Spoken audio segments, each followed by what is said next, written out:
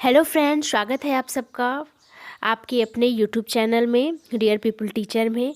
Friends, आज का topic है आपका संज्ञान और संवेग। तो इस टॉपिक से आपका कोई भी सवाल गलत नहीं होगा और इस टॉपिक से हर बार सवाल पूछे जाते हैं, तो वीडियो को कहीं भी स्किप मत करिएगा। और चलिए फिर हम शुरू करते हैं संज्ञान और संवेग के बारे में। तो पहले हम संज्ञान देख लेते हैं कि ये होता क्या है। तो संज्ञान का अर्थ ही होता है कि किसी वस्तु के या किसी के बारे में जानना संज्ञान कहलाता है। मतलब किसी भी वस्तु या किसी बात के बारे में पहले से ही जानकारी होना हमारा संज्ञान कहलाता है। इसको संज्ञान को इंग्लिश में कॉग्निशन कहते हैं, जबकि संज्ञान की उत्पत्ति लैटिन भाषा के कॉग्नोसियर से हुई है। तो इन दोनों को याद रखिएगा, आपके एग्ज़ाम में पूछा जाता है। अब इसका मीनिंग जान लेते हैं कि संज्ञान का मीनिंग क्या होता है। संज्ञान का मीनिंग जानना होता है, जिसको इंग्लिश में गेटिंग टू नो और नॉलेज, मतलब किसी भी चीज़ के बारे में जानकारी रखना या ज्ञान रखना ही क्या है, संज्ञान है। संज्ञान वह मानसिक क्रिया या प्रक्रिया है जिसके द्वारा ज्ञान अर्जन होता है, जिसके ज्ञान या जानकारी प्रत्यक्षीकरण, अंतःप्रज्ञा और तर्क सम्मिलित होता है। मतलब कि संज्ञान वह मानसिक क्रिया है जिससे हमें मतलब किसी भी चीज़ के जानकारी प्राप्त होती है, उसकी हम प्रत्यक्षीकरण कर पाते हैं, उसमें तर्क वितर्क कर पाते हैं, क्योंकि हमें पहले से ही ज्ञान रहता है। तो ये हमारा क्या है, संज्ञान कहलाता है। अब इसकी परिभाषाएं देख लेते हैं कि संज्ञान होता क्या है। तो वेबस्टर डिक्शनरी के अनुसार पहला है कि जानकारी, ज्ञान और प्रत्यक्षीकरण की क्रिया संज्ञान कहलाती है। अब हिलगार्ड के अनुसार देखते हैं। हिलगार्ड के अनुसार किसी व्यक्ति ने स्वयं अपने बारे में तथा अपने पर्यावरण के बारे में जो विचार, ज्ञान, समझ व धारणा अर्जित की है वही संज्ञान है। मतलब कि कोई भी व्यक्ति है जो स्वयं के बारे में या फिर अपने पर्यावरण के बारे में जो विचार, ज्ञान, समझ पहले से ही अर्जित करके रखा है या उसके बारे में जानता है, तो वह क्या है, वह संज्ञान कहलाता है। अब संज्ञान की विशेषता देख लेते हैं कि संज्ञान की विशेषता क्या होती है। संज्ञान एक विकासात्मक प्रक्रिया है। संज्ञान एक अर्जित योग्यता है।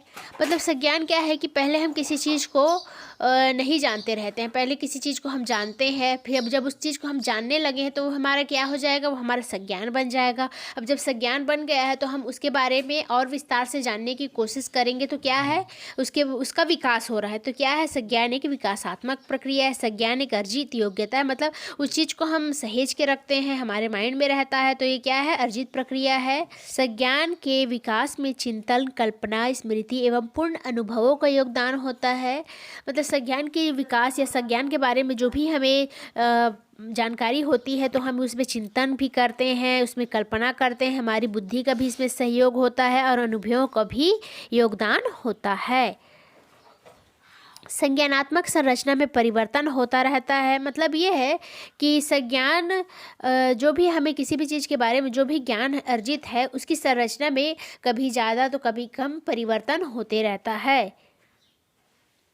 अब हम देखेंगे कि संवेग क्या है। संवेग वह स्थिति है जिसमें व्यक्ति उत्तेजित हो जाता है, जैसे कि प्रेम, भय, क्रोध। अब देख लेते हैं कि जैसे छोटे बच्चे होते हैं, उन्हें के किसी भी मतलब कि जो जिसको जानता रहेगा उसके पास तो चला जाएगा, लेकिन जो जिसे नहीं जानता है तो वह रोने लगता है। तो ये सब क्या है, ये एक प्रकार का संवेग है। तो बच्चा क्या कर रहा है, रो रहा है ना। तो ये भी एक प्रकार का संवेग है। बच्चों को कुछ भी चीज़ चाहिए, अगर हम उस चीज़ को नहीं देते हैं तो बच्चा क्रोधित हो जाता है, रोने लगता है, ठीक ना। और जैसे पिछले उदाहरण में हम देखे थे कि मोमबत्ती है, तो मोमबत्ती अगर जलती हुई मोमबत्ती रहती है तो बच्चा डर से नहीं जाता है वहाँ पर, है ना। तो ये क्या है, ये सब संवेग का ही उदाहरण है। तो संवेग को इंग्लिश में इमोशंस कहते हैं। इसकी उत्पत्ति लैटिन के इमोवेयर से हुई है। इसका अर्थ क्या होता है, इसका अर्थ उत्तेजित होना होता है ना।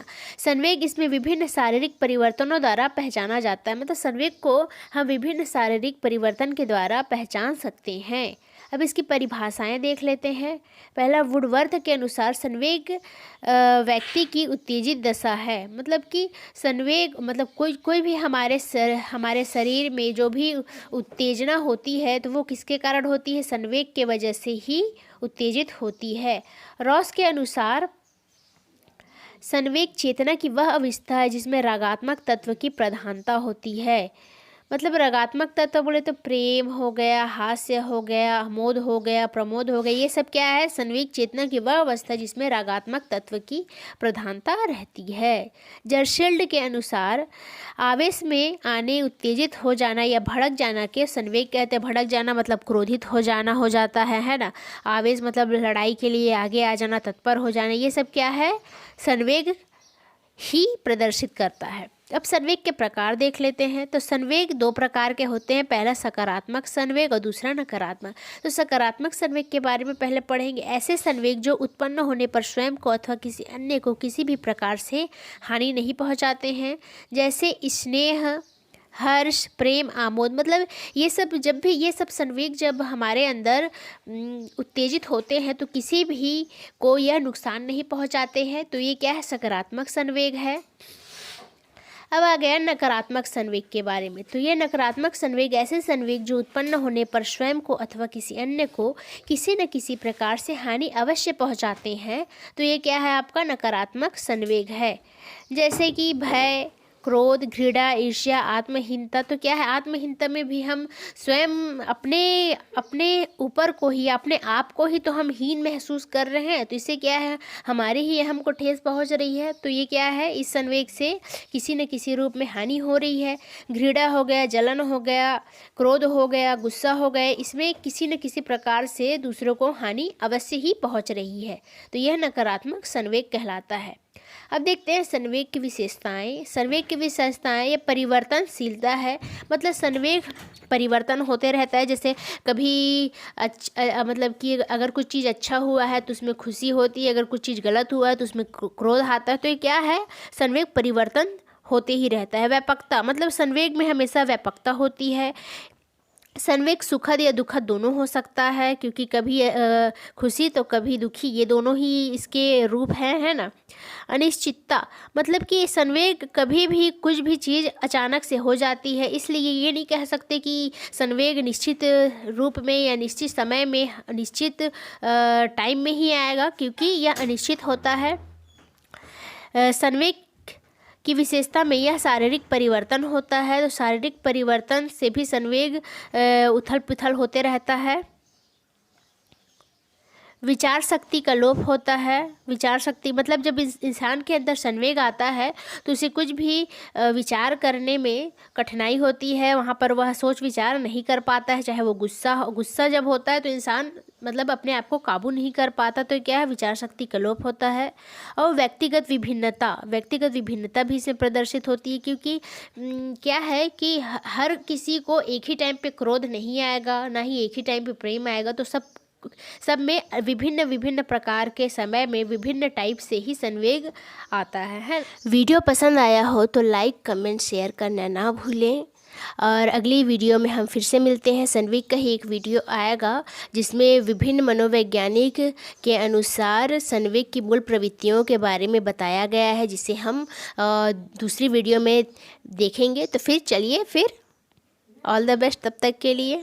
अगले वीडियो में फिर मिलते हैं।